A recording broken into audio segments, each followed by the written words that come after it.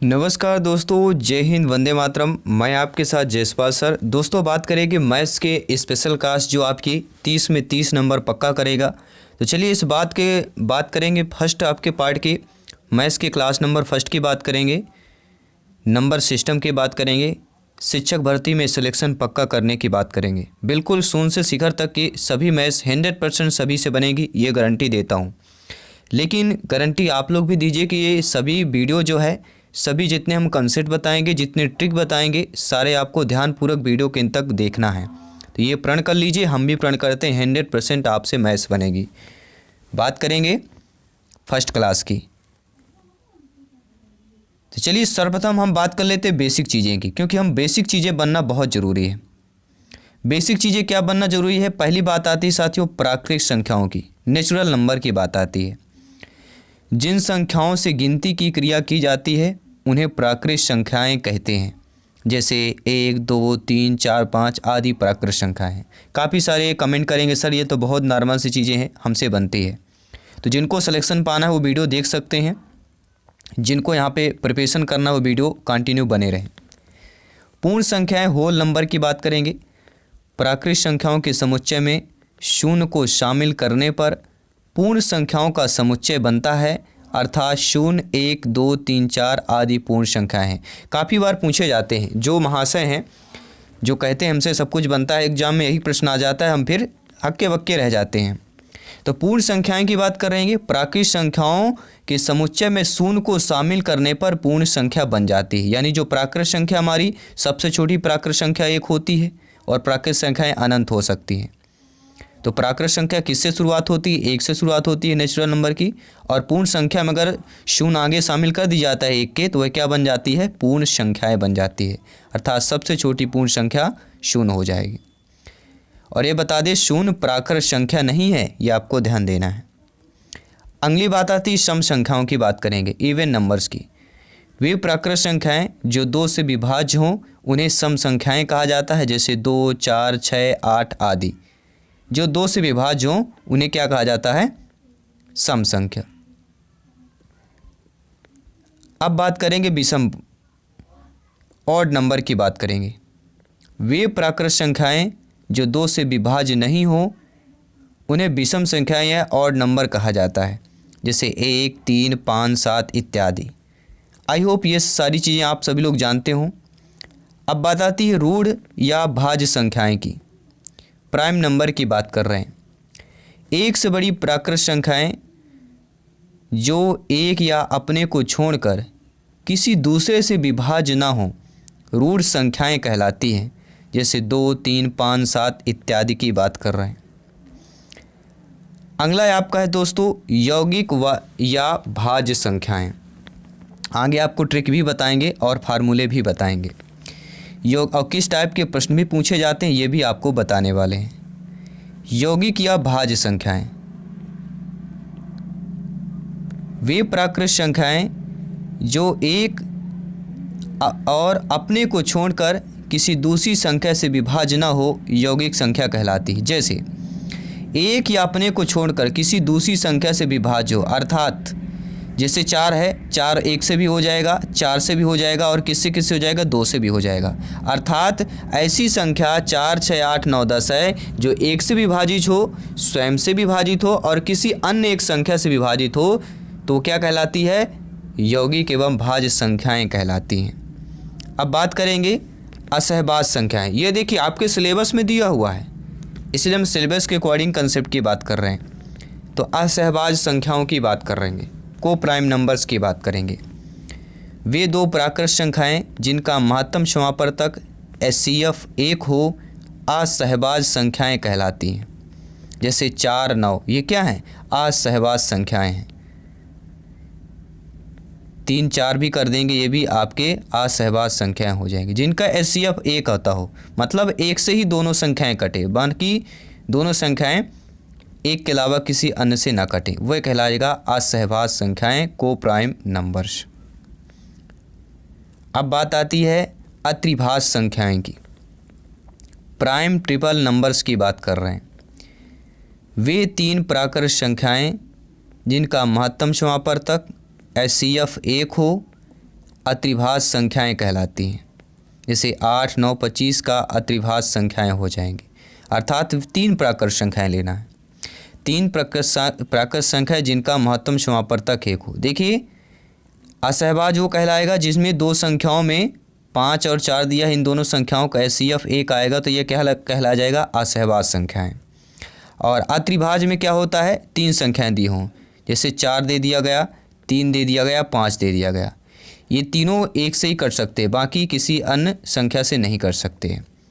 तो इनका HCF 1 आएगा तो ये क्या कहलाएंगे हमारे, ये अत्रिभाज्य संख्याएं हो जाएंगी। इसके बाद हम बात करते हैं परिमेय संख्याओं की बात करेंगे। एक पूर्णांक को दूसरे पूर्णांक या शून्य के अलावा, ध्यान दीजिएगा पूर्णांक शून्य शुरू होता है तो शून्य के अलावा जो है एक पूर्णांक दूसरे पूर्णांक से भाग देने पर जो लघुत्तम रूप प्राप्त होता है उसे क्या कहते हैं, परिमेय संख्याएं कहते हैं। फॉर एग्जाम्पल देख लेते हैं, जैसे P/Q, जहाँ Q बराबर नहीं है 0 के नहीं होता, Q का मान जो है 0 नहीं होगा, यानी जो नीचे मान होता है हर का मान 0 के बराबर नहीं होगा, वह क्या कहलाएगी, परिमेय संख्या कहलाएगी। पूर्णांकों और भिन्नों से एकत्रित करने पर परिमेय संख्या का समुच्चय बनता है। किससे किससे, पूर्णांकों और भिन्नों को एकत्रित करने पर परिमेय संख्याओं का समुच्चय बनता है। अब बात आती है अपरिमेय संख्याओं की। वह वास्तविक संख्या जो परिमेय संख्या नहीं हो उसे अपरिमेय संख्या कहा जाता है। जैसे √2, √3, रूट के अंदर 1/2, रूट के अंदर 5/3 या पाई इत्यादि ये अपरिमेय संख्याएं। अर्थात वह वास्तविक संख्या जो परिमेय संख्या नहीं हो वह परिमेय संख्या कहलाएगी, जो रूट के अंदर होगी वह परिमेय संख्या नहीं कहलाएगी, रूट के अंदर इसलिए अपरिमेय संख्या हो जाती है। और पाई एक कैसा है, काफ़ी बार पूछा गया, तो पाई एक, अगर पाई पूछा जाएगा तो ये अपरिमेय आएगा, अगर पाई का मान अगर दिया हो 22/7 तो ये परिमेय हो जाएगा, और पाई हमारा क्या है, एक अपरिमेय हो जाएगा। अपरिमेय संख्याएं तथा नॉन टर्मिनेटिंग की बात कर रहे हैं, नॉन रेकरिंग की बात कर रहे हैं। अर्थात दशमलव के रूप में बदलने पर ना तो ये रिकरिंग के रूप में आती हैं और ना ही इनका कोई निश्चित अंत होता है। अब बात करेंगे साथियों धनात्मक एवं ऋणात्मक पूर्ण संख्याओं की, या ऋणात्मक पूर्णांक की बात करेंगे। धनात्मक ऋणात्मक पूर्णांक, देखिए पूर्ण संख्याएं 1, 2, 3, 4, 5 को धनात्मक पूर्णांक कहा जाएगा, और इन्हें +1, +2, +3, +4, +5 से भी लिखा जाता है। धन पूर्णांक +1 के योज्य प्रतिलोम -1 को ऋणात्मक पूर्णांक कहा जाता है। तो योज्य प्रतिलोम में क्या होता है, योज्य प्रतिलोम भी कभी कभी पूछ लिया जाता है। तो अगर a दिया हुआ है तो योज्य प्रतिलोम उसका क्या हो जाता है, -a हो जाता है। अगर दिया गया हो कि ऋण 4 का योज्य प्रतिलोम क्या होगा, तो आपका आंसर होना चाहिए ऋण 4 का योज्य प्रतिलोम 4 हो जाएगा। दिया हो कि +5 का योज्य प्रतिलोम क्या होगा, तो -5 होगा। केवल क्या है, धन ऋण का धन में चेंज हो जाता है। अतः 1, 2, 3, 4 आदि के योज्य प्रतिलोम क्या हो जाएंगे, ऋण 1, ऋण 2, ऋण 3, ऋण 4, तो आदि ये क्या हो जाएंगे, ये ऋणात्मक पूर्णांक हो जाएंगे। आई होप सभी प्यारे मित्र ने अच्छे तरीके से समझा होगा। अब बात करते हैं वास्तविक संख्याएं की बात करते हैं, रियल नंबर्स की बात कर लेते हैं। परिमेय तथा अपरिमेय संख्याओं को सम्मिलित रूप से वास्तविक संख्याएं कहते हैं। परिमेय तथा अपरिमेय संख्याओं को सम्मिलित रूप से, इन दोनों क्या कहा जाए तो क्या कहा जाता है, वास्तविक संख्याएं कहा जाता है, रियल नंबर्स कहा जाता है। अगला दिया गया अवास्तविक या काल्पनिक संख्याएं। जो संख्याएं वास्तविक नहीं हैं उन संख्याओं को काल्पनिक संख्याएं कहते हैं। जैसे रूट के अंदर 3, रूट के अंदर 7, रूट के अंदर 18, रूट के अंदर माइनस में हो, ये क्या कहला जाती हैं, काल्पनिक या अवास्तविक कहला जाएगा। आई होप आप समझ गए होंगे। अब बात कर देंगे जोड़ का तत्समक रूप, आइडेंटिटी एलिमेंट्स ऑफ एडिशन। शून्य को किसी संख्या में जोड़ने पर उस संख्या में कोई फर्क नहीं पड़ता है, इसलिए शून्य को जोड़ का तत्समक कहा जाता है। अर्थात अगर 1 में शून्य कर देंगे तो उसका मान 1 ही होगा, 2 + 0 कर देंगे तो इसका मान 2 ही होगा, 10 + 0 जोड़ देंगे तो इसका मान 10 ही होगा। इसलिए शून्य को क्या कहा जाता है, जोड़ का तत्समक कहा जाता है। यानी शून्य को किसी संख्या में जोड़ने पर उस संख्या में कोई फर्क नहीं होता, वह क्या कहलाता है? जोड़ का तत्समक। काफ़ी बार देखिए आपके ऑप्शंस दे दिया गया कि 6 + 7, 7 + 8 और एक में दे दिया गया 1 + 0 और एक तीसरे में दिया गया इनमें से कोई नहीं। अब इसमें से पूछ जाएगा जोड़ का तत्समक किसका रूप कहलाएगा, तो 1 + 2 वाला, 1 + 0 वाला, क्योंकि शून्य के जोड़ने पर उसका जो मान में है संख्या में कोई फर्क नहीं आता। ये क्या कहलाएगा? जोड़ तत्समक। अब बात आती है गुणा तत्समक की। आइडेंटिटी एलिमेंट्स ऑफ मल्टीप्लिकेशन की बात कर रहे हैं। तो किसी संख्या में एक से गुणा करने पर उस संख्या में कोई अंतर नहीं आता है, इसलिए एक को गुणा का तत्समक कहा जाता है। 4 से गुणा 1 करेंगे 4 ही आएगा, 50 से गुणा 1 के कर लीजिए, इसका मान 50 ही जाएगा। तो गुणा तत्समक क्या कहलाएगा? 1 हो जाएगा। और योज तत्समक क्या होता है? 0 होता है। ये ध्यान दीजिएगा, योज में यानी जोड़ में 0 और गुणा में 1, ये तत्समक कहलाते हैं। अगला पॉइंट है जोड़ का प्रति या प्रतिलोम अवयव की बात कर रहे हैं। प्रत्येक परिमेय संख्या a के लिए परिमेय संख्या ऋण a मिलती है। a धन ऋण a माइनस ऋण a धन a, अर्थात अगर मान लीजिए यहाँ पे लिखा हुआ है कि a प्लस कोष्टक के अंदर माइनस a बराबर कोष्टक के अंदर माइनस a बाद में प्लस a कर देंगे, दोनों का मान 0 ही आएगा। अर्थात -a का जोड़ का प्रतीव अवयव कहा जाता है। तो -a को a का क्या कहा जाता है? जोड़ का प्रतीव अवयव या प्रतिलोम अवयव। अब बात कर रहे हैं गुणा का प्रतीव या प्रतिलोम। अभी हमने क्या किया? योग की बात कर रहे हैं, यह जोड़ का प्रतीव या प्रतिलोम अवयव बात किया। अब बात करेंगे गुणा का प्रतीव या प्रतिलोम अवयव। शून्य को छोड़कर प्रत्येक परिमेय संख्या a के लिए परिमेय संख्या 1/a मिलती है। गुणा प्रतीव प्रतिलोम अवयव में क्या होता है? शून्य को छोड़कर प्रत्येक परिमेय संख्या जो है a के लिए परिमेय संख्या 1/a मिलती है, जहाँ पर a गुणे a/a बराबर a गुणे a बराबर 1। अर्थात समझ गए होंगे, चाहे हम a का गुणा 1/a से करें या 1/a का गुणा a से करें, इनका मान 1 ही आएगा। अर्थात 1/a को a का गुणा प्रतीव अवयव कहा जाता है। अब बात कर लेते हैं इम्पॉर्टेंट ट्रिक्स के बारे में। इम्पॉर्टेंट ट्रिक्स जो हमने पढ़ा भी, पहली ट्रिक क्या देखना है कि प्राकृत संख्याओं के बीच योगफल ज्ञात करना हो तो आपका ट्रिक कौन सी होगी, फार्मूला कौन सा होगा?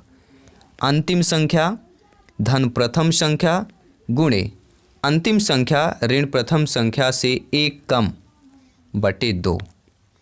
ध्यान दीजिएगा, प्राकृत संख्याओं के बीच का योगफल अगर पूछा जाए, ठीक है, शुरू से अंत तक नहीं, नलक्षर ही, बीच का कहीं भी योगफल अगर पूछा जाता है प्राकृत संख्या में, तो अंतिम संख्या लिखना है, प्रथम संख्या लिख लेना है, कोष्टक के अंदर इन दोनों को जोड़ लेना है, फिर गुणा करने के बाद अंतिम संख्या ऋण प्रथम संख्या से 1 कम लिख के बटे में 2 कर देना है। ये आपकी प्राकृत संख्याओं के बीच के योगफल की वैल्यू ज्ञात हो जाएगी। फॉर एग्जाम्पल भी देख लेते हैं, 50 एवं 100 के बीच आने वाली प्राकृत संख्याओं का योगफल कितना होगा? तब आप लोग क्या करेंगे? 50 और 100, हमने क्या फार्मूला बताया था? अंतिम संख्या धन प्रथम संख्या पहले करना है। तो अंतिम संख्या हमारी क्या हो? 100 है, और प्रथम संख्या क्या हो जाएगी? 50 और इसके बीच कह रहा है तो 51 से लिया जाएगा, तो इसलिए हमारी प्रथम संख्या 51 होगी। ये भी थोड़ा बहुत ध्यान देना आप लोगों को। तो 99 धन 51 हो जाएगा, क्योंकि बीच में निकालना है, यही तो हमें देखना पड़ता है। हम क्या कर देते हैं, यहाँ 50 कर देंगे, यहाँ 100 कर देंगे, उत्तर गलत आता है।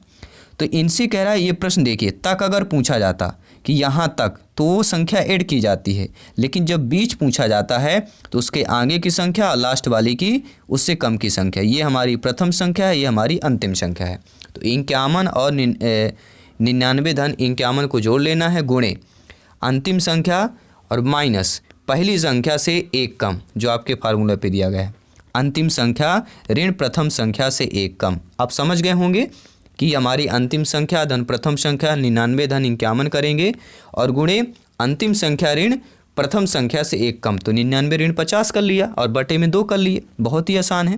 देखिए 1-2 क्वेश्चन करेंगे तो सारा फार्मूला आपसे बनने लगता है। तो 150 × 49 आ जाएगा, बटे 2 करेंगे, इसकी जो वैल्यू आएगी 3675 आ जाएगी। आई होप समझ गए होंगे। चलिए अब बात कर लेते हैं दूसरे ट्रिक की। जब प्राकृत संख्या को बढ़ते या घटते क्रम में हो, कैसे हो, प्राकृत संख्या मान लीजिए बढ़ते या घटते क्रम में हो, आरोही अवरोही क्रम में हो, तो योगफल का क्या हो जाएगा, इनका अधिकतम संख्या का वर्ग कर लेना है। बहुत ही अच्छा ट्रिक है, ध्यान दीजिएगा, बहुत ही अच्छे ये ट्रिक बना रहे हैं। यूट्यूब पर आपके हो सकता है शिक्षक भर्ती में पहली बार आप लोग यहाँ पे वर्ग 3 की तैयारी कर रहे हैं और ऐसे ट्रिक के माध्यम से, इसलिए बोले हैं जिनको सिलेक्शन पाना है वीडियो को अच्छे तरीके से समझें, क्योंकि मैथ्स को जितना ज़्यादा समझेंगे बहुत ही अच्छा होगा आपके लिए। तो जब प्राकृत संख्या को बढ़ते घटते में दिया हो, आरोही अवरोही में दिया हो, तो इनका योगफल अगर पूछा जाए तो अधिकतम संख्या का वर्ग कर लेना। जैसे 1 + 2 + 3 प्लस डैश डैश खाली स्थान दे दिया गया, 48 49 50 दे दिया गया, 48 फिर डैश डैश है यहाँ दे दिया, यानी पहले बढ़ते तक गया 49 तक, 50 तक गया, ठीक है, फिर 50 से फिर घटाया 1 तक। तो ऐसी संख्या अगर दिया हो, संख्या बढ़ते या घटते क्रम में हो, तो उनका योगफल क्या कर लेना, अधिकतम संख्या का वर्ग कर लेना है। अधिकतम संख्या हमारी का है 50 है, 50 का वर्ग कर लीजिए, इनका योग क्या आएगा, 2500 योग आ जाएगा। ट्रिक समझ में आ गई हो तो फटाफट कमेंट कर दीजिएगा। बात करेंगे तीसरे ट्रिक की। सबसे बड़ी सम या विषम संख्या अगर पूछा जाए कि इनमें से सबसे बड़ी सम संख्या बताइए, विषम संख्या बताइए, तो s/n + n-1। s सम संख्या का योग होगा और n क्या होगा, संख्याओं की संख्या। अर्थात अगर सम संख्या पूछा जाता है, सम या विषम संख्या में बड़े में पूछा जाता है, तो यहाँ पे सम संख्या का योग बटे उनकी संख्या और n-1 अर्थात संख्या के योग में 1 घटा देना है, या इसके जगह आप विषम संख्या का योग कर सकते, दोनों एक ही चीज़ें हैं। इसके बाद आता है सबसे छोटी या विषम संख्या। बड़ी में तो ये ट्रिक करना है, बड़ी के लिए कौन ट्रिक है, s/n + n-1, और छोटी के लिए क्या ट्रिक है, s/n - n-1। बस एक ध्यान देना कि यहाँ पे प्लस माइनस, अगर बड़ी संख्या है तो प्लस करना है, छोटी संख्या है तो माइनस कर लेना है। बस इतनी सी आसान सा ट्रिक है। चलिए इसका एक उदाहरण कर लेते हैं। लगातार सम संख्याओं का योग 330 है, तो सबसे बड़ी सम संख्या ज्ञात कीजिए। देखिए ध्यानपूर्वक समझिए, कह रहा है 5 लगातार सम संख्याओं का योग दिया हो 330 है, तो सबसे बड़ी कह रहा है ना, तो हल हमारा क्या हो जाएगा, योग कितना दिया गया 330 कर लेंगे, बटे संख्याएं कितनी हैं 5 लगातार हैं, तो बटे 5 कर लेंगे, ठीक है। तो बड़ी सम संख्या निकालना है। चलिए तो n- हमें करना पड़ेगा कि नहीं करना पड़ेगा, जैसे आपने फार्मूला देखा होगा, ये देखा होगा, n-1 किए है ना, n क्या हमारा संख्याओं की संख्या है, तो यही हमें भी करना है कि 330 कर लीजिए बटे 5, और यहाँ पे प्लस कर देंगे n-1 करेंगे, तो संख्याओं की संख्या 5 है हमारी, तो 5 - 1 करेंगे 4 आएगा, अर्थात धन में 4 ही आएगा ना, इसकी वैल्यू 66 आई और धन हमने 4 कर लिया। चलिए अभी एक बार और समझा लेते हैं कि हो सकता है आपके समझ में ना आया हो। यहाँ पे करना क्या है, 330 बटे 5 कर लेना है धन n-1 अर्थात 5 ऋण 1। 330 बटे 5 कर लेंगे, धन 5 में 1 घटाएंगे 4 आएगा, 330 बटे 5 धन 4 आ गया। 330 को 5 से काट दीजिए, 5 × 31 5 × 31 66 धन 4 बचा, 66 धन 4 कितना होता है 70 होता है, ये आपका आ जाएगा, ठीक है। तो ये आपको ट्रिक या ये फार्मूला है, इसको कंफर्म कर लेना, क्योंकि ये सारी चीज़ें फार्मूले पर होती है। नंबर सिस्टम में अगर आपसे फार्मूला आ रहा है तो अच्छे तरीके से आप लोग कर पाएंगे। तो वीडियो कैसे लगा नीचे कमेंट बॉक्स में जरूर बताइए, और आपने अभी तक भी चैनल को सब्सक्राइब नहीं किया सब्सक्राइब जरूर करें, क्योंकि आने वाले जो क्लासेस है बेहतरीन आएंगी, बेसिक से समझाएगा, विथ ट्रिक भी समझाया जाएगा, जो आपको अच्छा लगे उसी से आपको सॉल्व करना है। मैं आपके साथ जयसवाल सर, जल्द मिलते हैं नेक्स्ट क्लास पर, तब तक के लिए सभी मित्रों को जय हिंद, वंदे मातरम, धन्यवाद सभी का।